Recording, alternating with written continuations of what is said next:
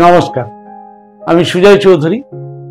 আজকে আমি আপনাদের সঙ্গে শেয়ার করব এমন একটা বিষয়। আমার মনে হয় আজকের সমাজে এই বিষয়টা সবার একটু বোঝা উচিত এবং জানা উচিত। আজকের সমাজে এত রোগ আর এত রোগী, যেদিকে তাকাবেন, যে বাড়ির দিকে তাকাবেন, কোনো বাড়িতে সুস্থ মানুষ নাই। কিন্তু এই পর্যন্ত তবু মেনে নেওয়া যাচ্ছিল যে ঠিক আছে, সবাই অসুস্থ। কিন্তু ইদানিং একটা ট্র্যাডিশন যেটা দেখা যাচ্ছে বিগত 2-5 বছর, আগামী দিনে সেটা বাড়বে, এটারও ইঙ্গিত বিভিন্ন জায়গা থেকে পাওয়া যাচ্ছে।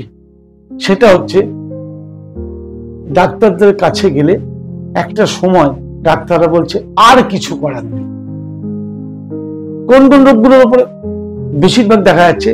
লিভারের সমস্যা, কিডনির সমস্যা, ক্যান্সারের সমস্যা, এরকম ধরনের মারণ রোগ যেগুলোকে আমরা বলছি সেগুলো। আচ্ছা, সত্যি কি আর কিছু করার নেই? আজকে এই দিনটা দেখতে হচ্ছে কেন? কারণ এই শরীরটা চালানোর যে নিয়ম, যিনি এই পরিস্থিতিতে রয়েছেন তিনি নিজে বুঝতে পারছেন যে ভগবানের তৈরি বা প্রকৃতির তৈরি এই শরীর চালানোর যে বৈদিক নিয়ম, সেই নিয়ম আমরা বিন্দু মাত্র মানিনি।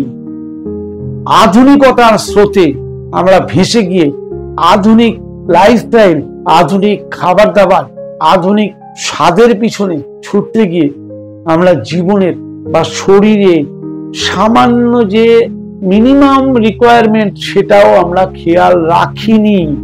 তাই আমাদের সিস্টেম ফেলিওর, তাই আমাদের অর্গান ফেলিওর, লাস্টে শুনতে হচ্ছে আর কিছু করার নেই। আচ্ছা, সত্যি কি আর কিছু করার নেই? একবার চিকিৎসার সঙ্গে, আমি বলবো না যে চিকিৎসা বন্ধ করে, চিকিৎসা যা করছেন করুন। গোটা ভারতবর্ষে অনেক এমন ন্যাচুরোপ্যাথি সেন্টার আছে, আমি কোনো ন্যাচুরোপ্যাথি সেন্টারকে প্রমোট করার জন্য আগে বলছি না, এমন কিছু ন্যাচুরোপ্যাথি সেন্টার আছে যেখানে অসম্ভবকেও সম্ভব করা যায়। কখন? যখন ডাক্তাররা বলছে বা আধুনিক চিকিৎসা বলছে আর কিছু করার নেই। আমাদের দোষ হচ্ছে এই আর কিছু করার নেই বলার পরেও। এখানে একটা উদাহরণ দিলে আপনি ভালো বুঝবেন। ধরে নিন ডাক্তার বলল যে আর সময় নেই, 3 মাস, 3 মাসের মধ্যে পেশেন্ট এক্সপায়ার করবেই। আমরা তখন মূর্খের মতো ওই 3 মাসটাকে 6 মাস করার জন্য ডাক্তারবাবু বলুন শেষ কি করার আছে, আমরা এটা বলুন। কত টাকা লাগবে বলুন? মাত্র 3 মাস আয়ু বাড়াবো। ডাক্তার বলে যে 3 মাস, আর 3 মাস যদি বাড়ানো যায়। আমরা ডাক্তার বলি ডাক্তারবাবু কিছুদিন কি আয়ু বাড়ানো যাবে না? আর কিছুদিন কি আমার প্রিয়জনকে আটকে রাখতে পারবো না? কিন্তু এই 3 মাসের জন্য 3 মাস এক্সটেনশন করতে গিয়ে আমার সারা জীবনের যত ইনকাম, যত সম্পত্তি, যত সম্পদ সব ধ্বংস করেও লাস্টে গিয়ে আমরা শুনছি কি ভগবানের ওপর তার কিছু করার নেই। তাহলে এখানে বোঝা গেল আধুনিক চিকিৎসাও একটা সময় গিয়ে তারা ভগবানকে বিশ্বাস করে। ইভেন বড় বড় ডাক্তাররাও যারা সার্জারি করতে যান, ওটিতে সার্জারি করার আগেও একবার হলো মনে মনে হলো ঈশ্বরকে স্মরণ করেন। এরকম অনেক ইতিহাস আপনিও জানেন, আমিও জানি। তাহলে আমরা আজকে সময় থাকতে কেন সেই ডাক্তাররা যাকে স্মরণ করছেন এখন থেকে আমরা তাকে স্মরণ করব না? আমি এখানে ধর্মের ব্যাপার বলিনি, ভগবানের কথা বলছি, আমি প্রকৃতির নিয়মের কথা বলছি। আপনার যখন কিচ্ছু করার নেই, তখন একমাত্র যদি আপনাকে কেউ জীবন দিতে পারে সেটা হচ্ছে প্রকৃতি। তখন আপনার উচিত সম্পূর্ণ নিজেকে প্রকৃতির ওপর সমর্পণ করা, অর্থাৎ প্রাকৃতিক নিয়মে, প্রাকৃতিক পদ্ধতিতে নিজের চিকিৎসা করা। আপনি যদি প্রাকৃতিক নিয়মে, প্রাকৃতিক পদ্ধতিতে বিভিন্ন ভারতবর্ষের অনেক ভারতবর্ষের। তার মধ্যে আপনি নাম শুনেছেন কেরালা এক্ষেত্রে বিশাল ভাবে ডেভেলপ করেছে। এছাড়া পশ্চিমবঙ্গের বাইরে এগুলো নিয়ে বেশি গবেষণা হচ্ছে এবং পশ্চিমবঙ্গের বাইরে এটা নিয়ে প্রচুর এগিয়েও গেছে। তা আমি বলবো যারা রোগ যন্ত্রণায় কষ্ট পাচ্ছেন, যারা বলছেন আর কিছু করার নেই, তারা একবার আমাদের সৃষ্টিকর্তা মা প্রকৃতিকে বিশ্বাস করে দেখুন না। একবার আপনি সন্তান মনে করে মায়ের কোলে নিজেকে সমর্পণ করুন। মায়ের স্নেহ ছায়া আপনার সমস্ত কষ্ট থেকে মুক্তি দেওয়ার ক্ষমতা আজও রাখে।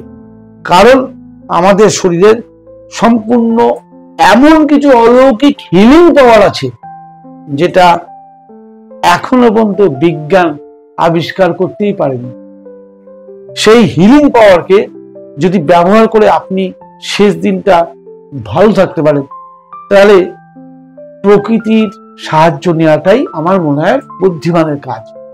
আর যারা অসুস্থ হননি তারা আজকের এই ঘটনা থেকে শিক্ষা নিয়ে বা পাড়া প্রতিবেশীর এই ঘটনা থেকে শিক্ষা নিয়ে এখন থেকেই প্রকৃতি নির্ভর হন।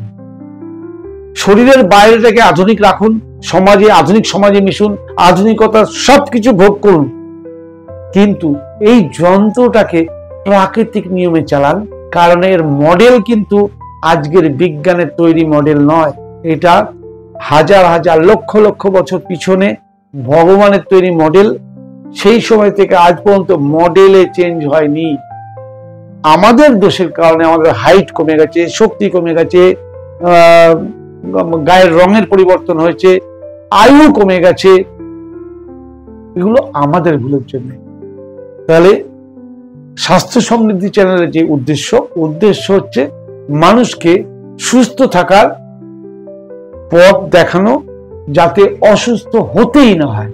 আপনি যদি এখন থেকে প্রকৃতি নির্ভর করতে শুরু করেন নিজেকে, আপনি যে সমস্যায় আছেন সেই সমস্যা থেকে বেরিয়ে আসবেন।